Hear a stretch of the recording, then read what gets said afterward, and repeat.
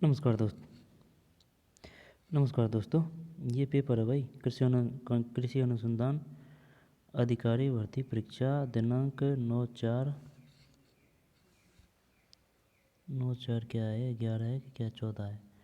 देख, assistant agriculture research officer agriculture chemistry exam 2011 और paper है असिस्टेंट एग्रीकल्चर, है ना, रिसर्च वही है ना, एग्रीकल्चर केमिस्ट 13 एग्ज़ाम। ये आंसर की जारी की गई है 2/3/15 है। और है ना, और ये जो एग्ज़ाम ये 2011 वाली भर्ती है, ठीक।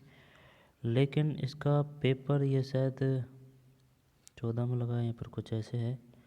आंसर की जारी की गई है 2/3/15। इसको अपन क्यों पढ़ रहे हैं, इसको इस वजह से पढ़ रहे हैं क्योंकि इसमें ना मृदा से, ज्योग्राफी से संबंधित शानदार क्वेश्चन है। राजस्थान हिस्ट्री, ज्योग्राफी या फिर इंडिया जी के, तो इस वजह से इसको देख रहे हैं, तो नुकसान नहीं करेगा, यहाँ से क्वेश्चन आते ही रहते हैं। तो चलिए शुरू करते हैं। सामान्य एक विकल्प रूप उचित उत्तर चुनिए। मृदा में बालू, साद तथा मृत्तिका से संबंधित अनुपात को कहते हैं, ये वही कहते हैं, क्या कहते हैं, मृदा संरचना। कृषि अधिकारी है ना, उसका पेपर है। कृषि अधिकारी या कृषि पर्यवेक्षक।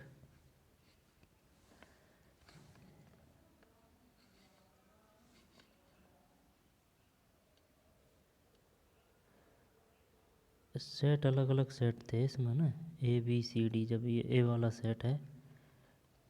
अब इसमें अपन को क्या करना है, सेट के हिसाब से देखना है। दूसरे फ़ोन में आंसर की खोल रखी है, चलिए देखते हैं। जब मृदा में बालू, सादा तथा मृतिका के संबंधित अनुपात को कहते हैं मृदा गठन। सही है, सही है, मृदा गठन। निम्न में से कौन यूट्रिफिकेशन का मुख्य कारक है। यूट्रिफिकेशन का मुख्य कारक है जब नत्रजन, गंधक, फास्फोरस, सूक्ष्म पोषक तत्व। पता नहीं यार, चल इसमें ये कर देते हैं क्या, सूक्ष्म पोषक तत्व। दो में फास्फोरस है भैया, फास्फोरस।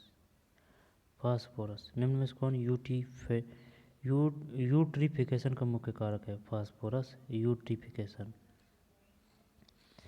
अश्रमत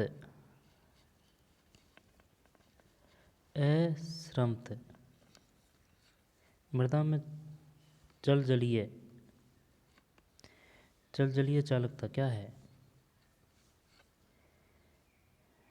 अश्रमत मृदा में जल जलीय चालकता कार्य है।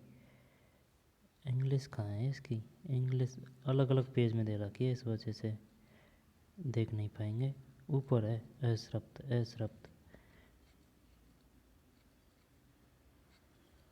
नीचे है शायद, चल जाने दे, है ना, इनको ही देख लेते हैं। अश्रप्त मृदा में जल जलीय चालकता कार्य है। जब तीन में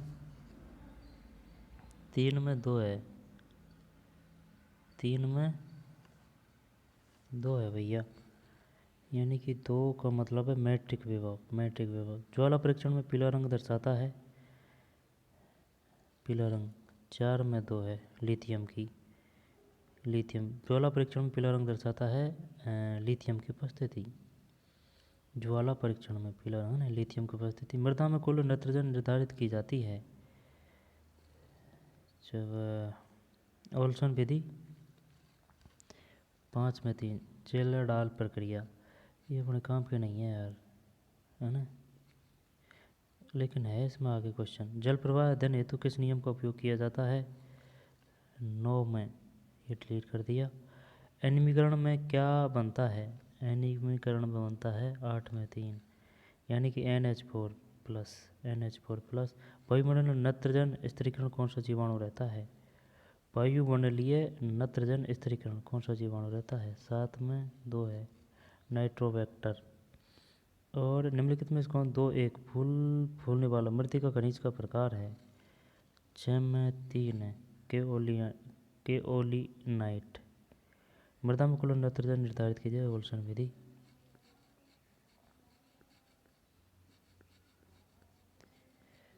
फिर है पौधों में मृदा जल प्राप्यता की उच्च सीमा क्या है?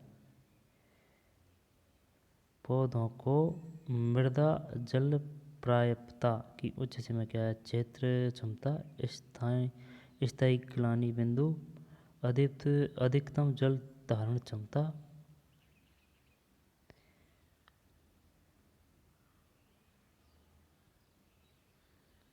क्या 3 कर दें इसमें 10 में? 3 सही है भाई, 3 सही है, सही गया आपका क्वेश्चन। पौधों को मृदा जल प्राप्यता की उच्च सीमा, इसका कहने का मतलब यही है भाई पौधों को कब तक पानी दिया जाए, जिससे वह कौन सी सीमा है। जब तक अगर पौधों को पानी दिया जाए तो वह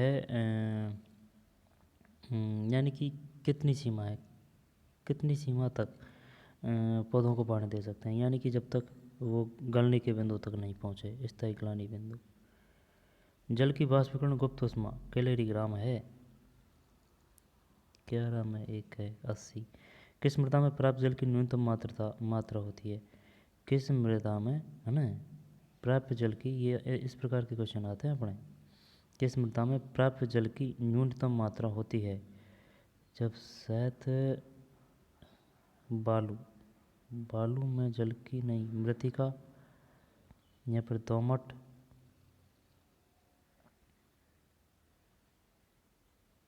चल ये कर लेते हैं ना 12 में यही है यार, सही है ये बात, है ना। वही जो अगर आपने देखी हो रेगिस्तान में जो मिट्टी होती है ना, वह मिट्टी होती है ना, जो रेत होती है, बालू, उसमें अगर आप पानी डालेंगे ना, जैसे कि मुट्ठी में रेत ली, रेत में अगर ऊपर से पानी डालेंगे तो वो पानी बह के नीचे चल जाएगा। वो इतनी सोखती नहीं है उसको, किसको, जल को नहीं सोखती है रेतीली मिट्टी, ठीक है ना, ये है। तभी तो पहले, और अगर रेगिस्तान में अगर देखा जाए तो काफ़ी पानी है, लेकिन वो नीचे है, बालू के नीचे, क्योंकि पानी को ये नीचे चल जाता है, खुद में नहीं लेती पानी को, ये है बात। बालू क्योंकि उसके दाने मोटे मोटे होते हैं, ये बात। अब जैसे कि काली मिट्टी, अब काली मिट्टी में अगर पानी दे दिया तो उसमें क्या है कि वो फूलती इस वजह से है, वो अपने में समाहित कर लेती है। तो अगर उसमें अगर आप पैर वगैरह रखते हैं तो भाई साहब फंस जाओगे, निकल नहीं पाओगे आप, ये बात है। और अगर रेतीली में दिया तो जैसे कभी पानी दिया है तो अभी निकल जाओ, कोई समस्या नहीं होगी। सूक्ष्म पोषक तत्वों तथा भारी तत्वों के निर्धारण हेतु किस यंत्रीय विधि का उपयोग होता है? सूक्ष्म पोषक तत्वों तथा भारी तत्वों के निर्धारण हेतु किस यंत्रीय विधि का उपयोग होता है? यार चलिए 3 कर देते हैं, 13 में 4 है, 4 का मतलब ध्रुवणमापी। सूक्ष्म पोषक तत्वों तथा भारी तत्वों के निर्धारण हेतु किस यंत्रीय विधि का उपयोग होता है? ध्रुवणमापी है भाई। लो ऑक्सीजन स्पेक्ट्रोस्कोपी में ऑक्सीजन तीव्रता निर्भर करती है। 14 में 4 है। अनुत्तेजित परमाणु की संख्या पर मृदा का मुख्य अवयव प्रतिरोधन तंत्र कौन सा है? अवयव। 15 में 3 है धनायन विनियन क्षमता। जल का अधिकतम घनत्व होता है। जब 16 में स्टार है यानी डिलीट है। स्वतंत्र की मृदा में सांद्र होने की मुख्य प्रक्रिया है, ये भी डिलीट है। कौन सी घटना नाभिकीय घटना नहीं है? जब देखें नाभिकीय घटना नहीं है। एक्सरे, बीटा कण, अल्फा कण, एक्सरे अल्फा गामा, ये एक्सरे अलग है। 18 में 1 सही है, क्योंकि ये बीटा अल्फा गामा ये एक ही है ना। कण उत्सर्जन ये एक्सरे कुछ अलग है इनसे, इसका डिपार्टमेंट अलग है। फिर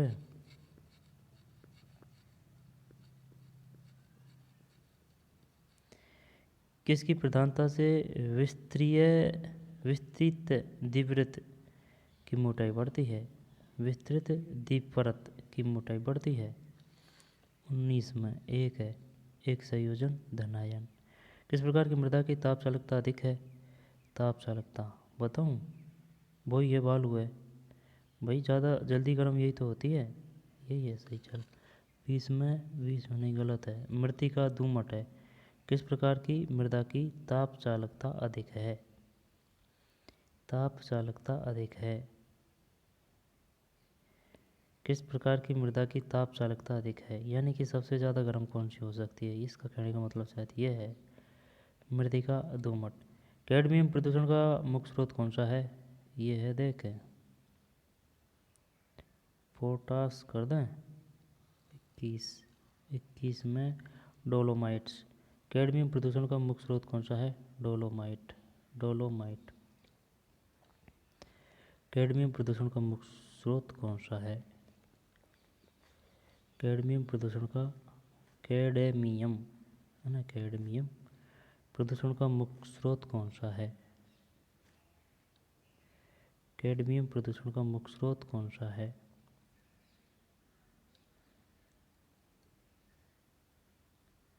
कैडमियम प्रदूषण का मुख्य स्रोत कौन सा है? डोलोमाइट है। अच्छा, कैडमियम प्रदूषण डोलोमाइट। नाइट्रोजन के सूक्ष्मजीवी सर्वांगीकरण के लिए कौन सा सूक्ष्म पोषक तत्व आवश्यक है? 22 में एक है एमओ। आवर्ती सारणी का अधिकतम विद्युत ऋणता तत्व है? 23 में 3 है सोना। आवर्ती सारणी का अधिकतम विद्युत ऋणता तत्व मतलब, सुन मेरी बात, 23 में 3 है ना, जब देखें आवर्त सारणी का अधिकतम विद्युत ऋणता तत्व है। अब ये तो पढ़ रखा है कि भाई सबसे विद्युत धारा, यानी कि विद्युत धारा का सबसे अच्छा प्रवाह कौन सा है? चांदी है। लेकिन अधिकतम विद्युत ऋणता तत्व सोना। अधिकतम विद्युत ऋणता तत्व सोना। जल का डिहाई इलेक्ट्रिक नियतांक है? 24 में 2 है 80। देवप्रदा इलाय में होता है। मृदा जल की मात्रा एवं मृदा तापमान बढ़ने से किस पोषक तत्व की प्राप्यता सबसे अधिक बढ़ती है? मृदा तापमान बढ़ने से किस पोषक तत्व की प्राप्यता सबसे अधिक बढ़ती है? देखते हैं क्या है ना। पोटेशियम तो नहीं है 26 में, बोरोन है। मृदा जल की मात्रा एवं मृदा तापमान बढ़ने से, यानी कि जल और तापमान बढ़ने से किस पोषक तत्व की प्राप्यता सबसे अधिक बढ़ती है? बोरोन। मृदा सूक्ष्म आविकारी के शब्द में फैब्रिक वर्ष 1938 में किसके द्वारा आरंभ की गई? 27 में एक है जी स्ट्रुप्स। फिर किसकी खली में सर्वाधिक नाइट्रोजन की मात्रा पाई जाती है? यानी खेड़ की बात है ना, जब नाइट्रोजन की मात्रा पाई जाती है। अरंडी की खली कर दें क्या? अरंडी की खली 28 में तो है। नारियल की खड़ी है भाई। खेड़ा बोलते हैं, जैसे कि सरसों को पिलाते हैं जब तेल अलग हो जाता है, खेड़ा अलग हो जाती है, वो बड़ी बात है। जब नारियल की खली में नाइट्रोजन की मात्रा पाई जाती है सर्वाधिक। निम्न में से कौन सा तत्व क्लोरोफिल का भाग है? 29 में 2 है जस्ता। क्लोरोफिल का भाग है जस्ता। मृत्तिका सतह पर ऋणात्मक आवेश तथा प्रतिकारक धनात्मक कणों के झुंड को कहते हैं? 30 में एक है विद्युत विभव मतलब मृत्तिका सतह पर, यानी कि मृत्तिका का मतलब मिट्टी की सतह पर ऋणात्मक आवेश तथा प्रतिकारक धनात्मक कणों के झुंड को कहते हैं विद्युत विभव। मृदा में विलय सोडियम एवं कैल्शियम आयन को जानने की सर्वाधिक प्रचलित विधि है? 31 में एक है वर्णमिति। 30 में भी विद्युत विभव है। अंतर्राष्ट्रीय पिपेट विधि में H2O2 का उपयोग निम्न में से किसको हटाने के लिए होता है? 32 में एक है कैल्शियम कार्बोनेट। H2O2 का उपयोग निम्न में किसको हटाने के लिए होता है? Calcium carbonate. किस संस्तर में अधिकतम विचालन एवं प्रचालन होता है? 33 में 2 है। बी संस्तर, पता नहीं ये क्या है।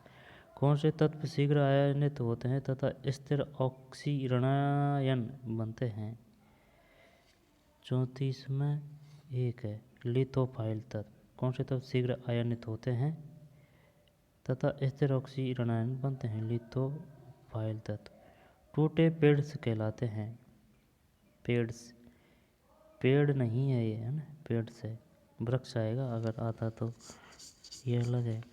35 का मतलब डिलीट है। फिर साइट पे नहीं मिलेगा ये पेपर आपको। RPSC की साइट पे अगर डाउनलोड करेंगे ना कि भाई कृषि पर्यवेक्षक का पेपर दीजिए हमको 2011 वाली भर्ती का, नहीं मिलेगा। क्लोराइड किस प्रकार का खनिजन है? क्लोराइड किस प्रकार का खनिज है? 36 में ये डिलीट है। किस प्रकार के मृदा सर्वेक्षण में कैडेस्ट्रल नक्शे व वायवीय चित्रों का सामान्यतः आधार पदार्थ की तरह उपयोग होता है? 37 में 1 है। विस्तृत मृदा सर्वेक्षण मतलब किस प्रकार के मृदा सर्वेक्षण में कैडेस्ट्रल नक्शे एवं वायवीय चित्रों का सामान्यतः आधार पदार्थ की तरह उपयोग होता है? विस्तृत मृदा सर्वेक्षण। 37 1 है। ऊष्मा प्रवाह अध्ययन के लिए किस नियम का उपयोग होता है? ओम का नियम नहीं, ऊर्जा का।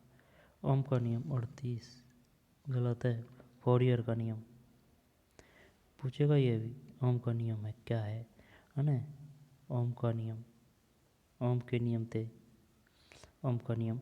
ऊष्मा प्रवाह अध्ययन के लिए किस नियम का उपयोग होता है? फोरियर का नियम। 38 में फोरियर का नियम है। कुल सरंध्रता अधिक होती है? 39 में 3 है।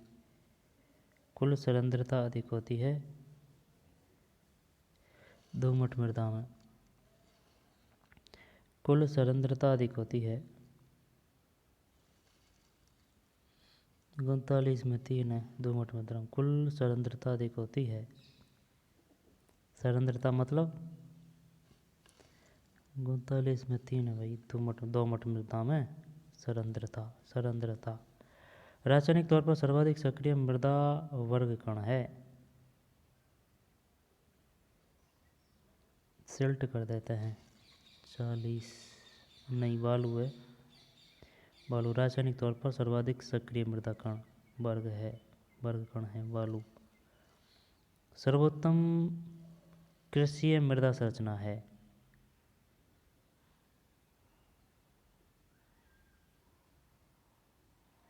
41 में 4 है। खंडीय। एक बार बराबर होता है? 42 में 2 है। 0.99 एटम। 0.99 ATM। मृदा वायु आयतन का मृदा आयतन से अनुपात को कहते हैं? आवासीय घनत्व। मृदा वायु आयतन का मृदा आयतन से अनुपात कहते हैं आवासीय घनत्व। फिर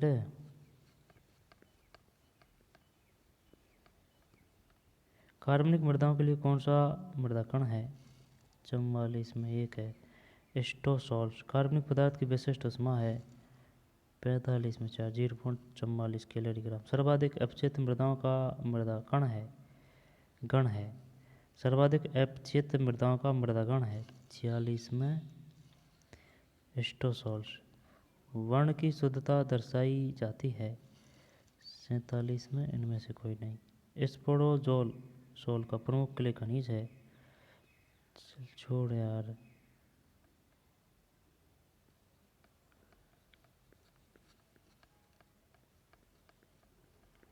आ गए हैं वो क्वेश्चन, देखे तो है यार।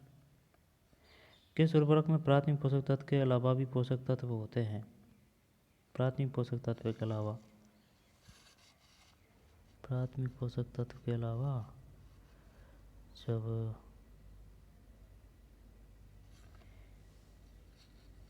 53 में ये डिलीट है। फास्फोरस का निम्नलिखित में से कौन सा रूप पौधों को सर्वाधिक उपलब्ध होता है? 54 में 4 है, इनमें से कोई नहीं। पौधों की वृद्धि के लिए इनमें कौन सा आवश्यक पोषक नहीं है? 55 में 4 है, MO। MO नहीं है, AIBCI। बिना भुजा चूने का सूत्र है। मानक विलयन के रूप में उपयोग में आने वाला महत्वपूर्ण ऑक्सीकारक एजेंट कौन सा है? 56 में 1 है, ऑक्सीजेलिक अम्ल। बिना भुजा चूने का सूत्र है। 57 में 3 है, CaO।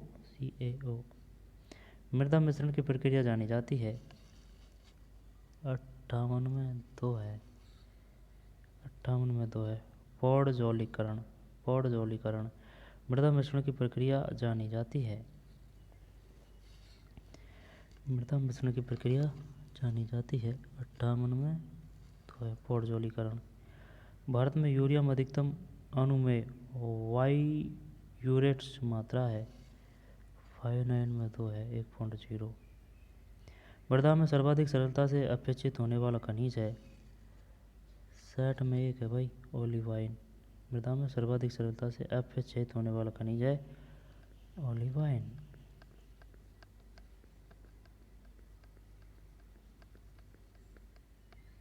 हाँ अब सही है ना। 61 में 4 है। सही कथन चुनिए। शुष्क मृदा में पानी की मात्रा बढ़ने से तापीय चालकता बढ़ती है। शुष्क मृदा में पानी की मात्रा बढ़ने से तापीय चालकता बढ़ती है।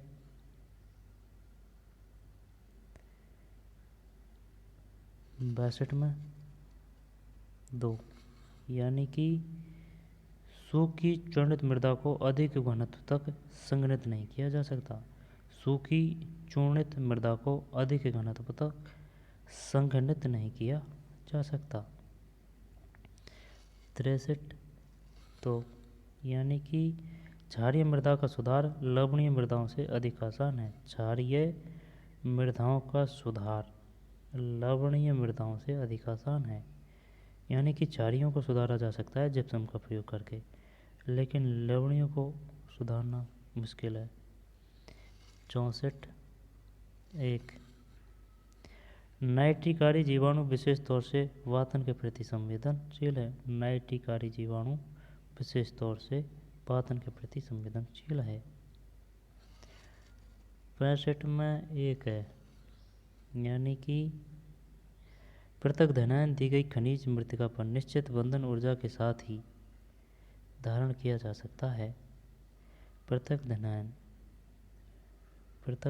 दी गई खनिज मृतिका पर निश्चित बंधन ऊर्जा के साथ ही धारण किया जा सकता है। 65 में 1। 66 में 1 तांबे की अधिकता मोलिब्डेनम की उपयोगिता को बढ़ा सकती है। 67 3 है, यानी कि मैग्नीशियम पौधे में साधारणतः अचल तत्व माना जाता है। मैग्नीशियम पौधे में साधारणतः अचल तत्व माना जाता है। मैग्नीशियम पौधे में साधारणतः अचल तत्व। 68 में 2 वर्मीकुलाइट की धनायन विनियन क्षमता 2.15 CmOl kg होती है। वर्मीकुलाइट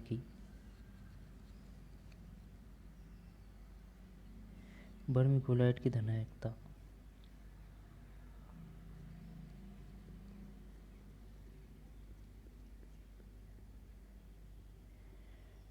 फिर ये हो गया क्या? नहीं। गुणोत्तर में 4 ओमोनियम आयन युक्त उर्वरक पानी में कठिनता से घुलते हैं। ओमोनियम आयन युक्त उर्वरक ओमोनियम युक्त पानी में कठिनता से घुलते हैं। 70 का तो नाश कर दिया इसने ना। 70 का 71 में क्या है? 71 में 1 है, 71 भी दोहरा है। 72। 72 में एक है, यानी कि जब ताज़े पादप अवशेष मृदा में डाले जाते हैं, जब ताज़े पादप अवशेष मृदा में डाले जाते हैं तो उनमें कार्बन की तुलना में नाइट्रोजन की मात्रा अधिक होती है। जब ताज़े पादप अवशेष मृदा में डाले जाते हैं तो उन्हें कार्बन की तुलना में नाइट्रोजन की मात्रा अधिक होती है। 73। एक, मृदा का भार ज्ञात करने में कण घनत्व सहायक होता है। मृदा का भार ज्ञात करने में कण घनत्व सहायक होता है। मृदा का भार ज्ञात करने में कण घनत्व सहायक होता है।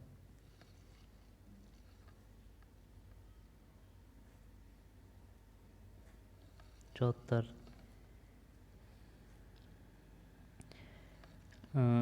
क्षारीय मृदा में फास्फेट स्थिरीकरण के उत्पाद अधिकांशतः लोहे और एल्यूमीनियम के जटिल फास्फेट होते हैं।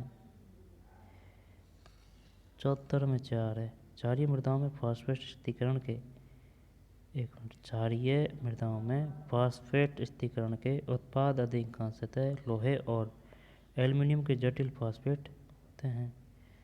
फिर 75 में पढ़ ही लेते हैं यार, 100 तक है। अब नुकसान तो करेगा नहीं क्या। 75 में 3 है। NH4 प्लस स्थिरीकरण प्रक्रिया फास्फोरस स्थिरीकरण के समान है।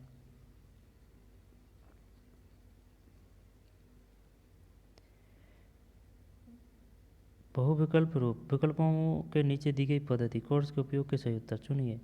किसके दौरान खनिज मृदा का pH मान घटता है?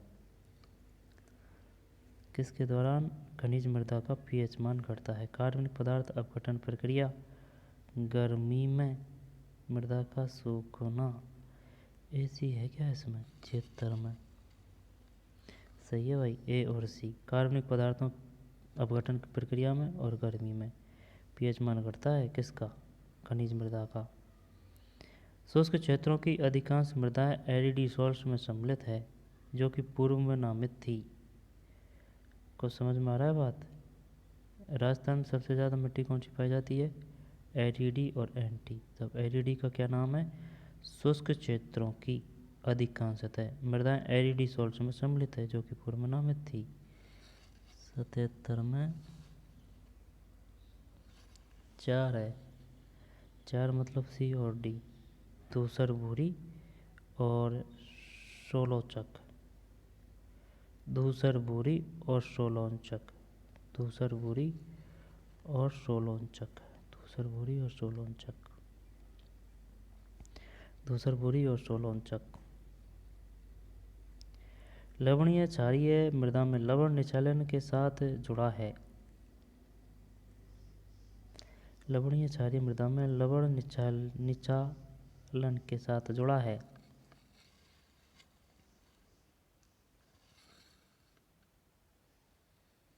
दो है भाई, कोलाइड्स का फूलना, मृदा पारगम्यता का घटना, अत्यधिक क्षारीयता का बनना। समझ में नहीं आया। लवणीय क्षारीय मृदा में लवण निचालन के साथ जुड़ा है। कोलाइड्स का फूलना, मृदा पारगम्यता का घटना, अत्यधिक क्षारीयता का बनना। फेल्कोलाइट में होता है 794, यानी कि सी और D. Hydroxyapatite, carbonate apatite. मृदा में फास्फोरस क्यूआई संबंध सूचना देता है। 80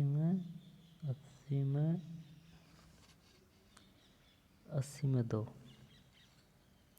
बी और सी। आयनिक संतुलन, फास्फेट व प्रतिरोध क्षमता। 10 बार क्वेश्चन के मारे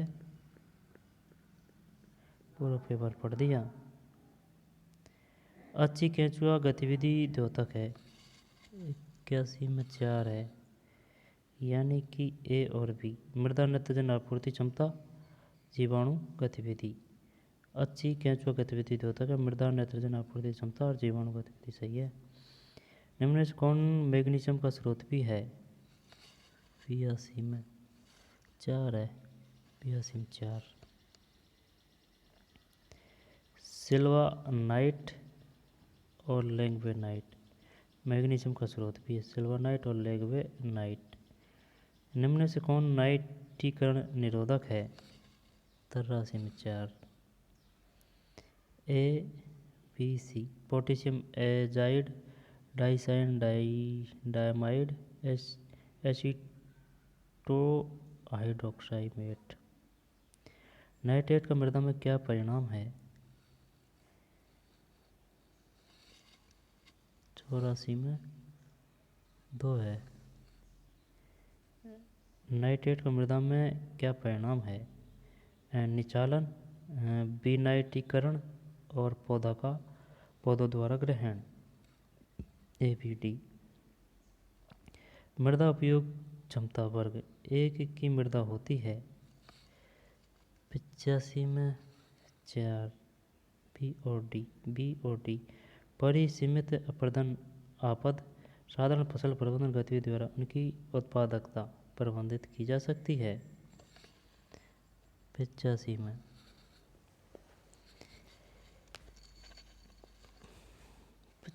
4 है। ठीक। बी और डी साधारण फसल प्रबंधन गतिविधि द्वारा इनकी उत्पादकता 1 मिनट 85 में 4 यानी बी और डी परिसीमित अपर्दन आपद साधारण फसल प्रबंधन गतिविधियों द्वारा इनकी उत्पादकता प्रतिबंधित की जा सकती है। मृदा उपयोग क्षमता वर्ग 1 की मृदा होती है।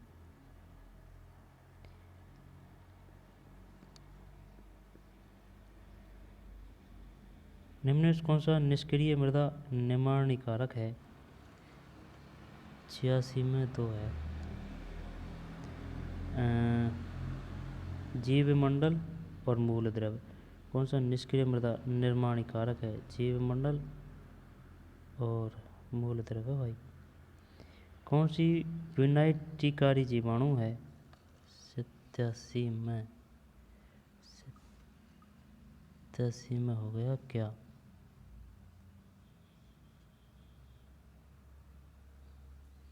87 में 1 है। माइक्रोकिस डिनाइट्रिफिकेस है ना, थाइवेसिलस, थायोपेरस और नाइट्रोसोस्पीरा। इनमें कौन सा जस्ते के पोषण से संबंधित है? 88 में 3 है। ए और सी। इटाई रोग और मकाम सफ़ेद शीशकली। निम्न में कौन सा मैग्नीज के पोषण से संबंधित है? 89 में 3 है। A V D. जई में धूसर धब्बे, कपास में सिल्वर पत्ती, शकरकंद में पीते चितकबरे धब्बे। A V D. निचालन का पोटेशियम की हानि बढ़ जाती है निचालन द्वारा। 90 में 4। ए और सी। रेतीली मृदाओं की कम धनात्मक विलयन क्षमता के कारण, फिर अधिक चार्ज सांद्रता वाली मृदाओं के कारण निचालन द्वारा पोटेशियम की हानि बढ़ जाती है।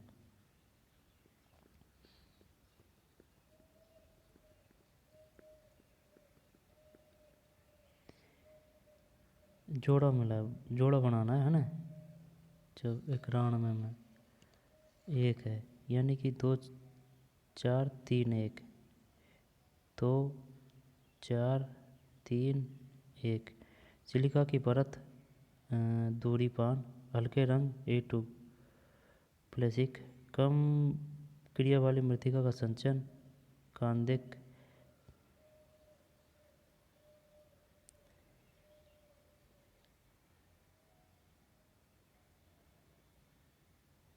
तरानवे में 3 है यानी कि 3 4 1 2, 3 4 1 2। अक्रिय तत्व ओजोन। उभय धर्मी धातु शून्य समूह। सबसे हल्की धातु Zn।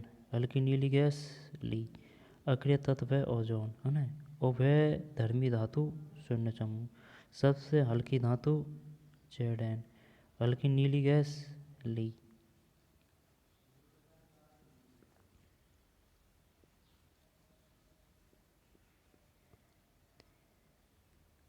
इसको देखते हैं 94। एक है 2 4 1 3, 2 4 1 3।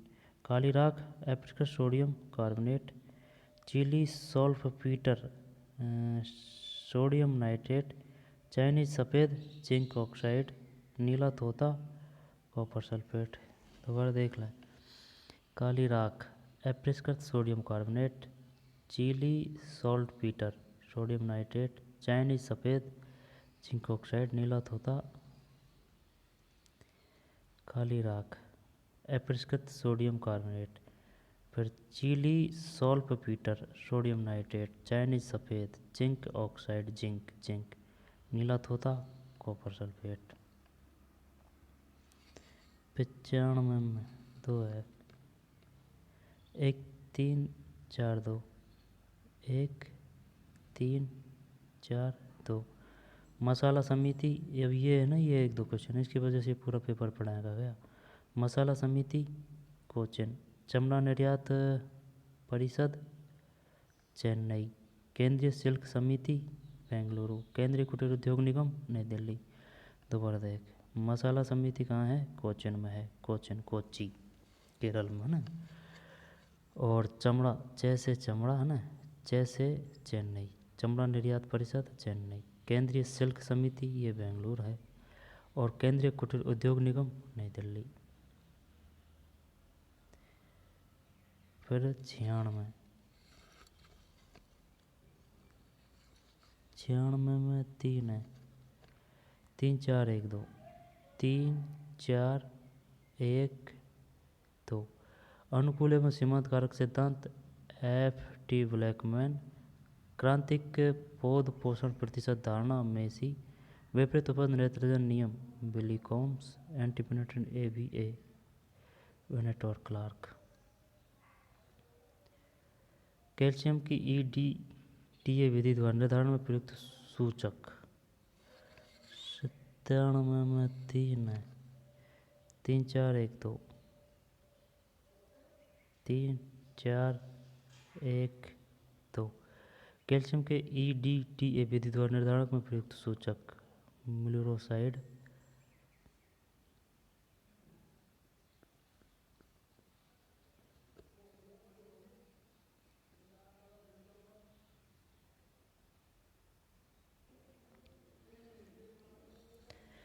अट्ठानवे में 4 है 98 में 4 का मतलब ये है 4 2 3 1, 4 2 3 फिर 1।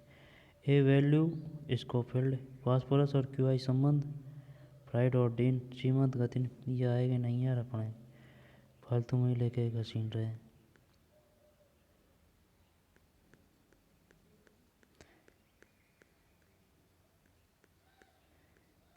तो चलिए मिलते हैं कोई और वीडियो में। धन्यवाद।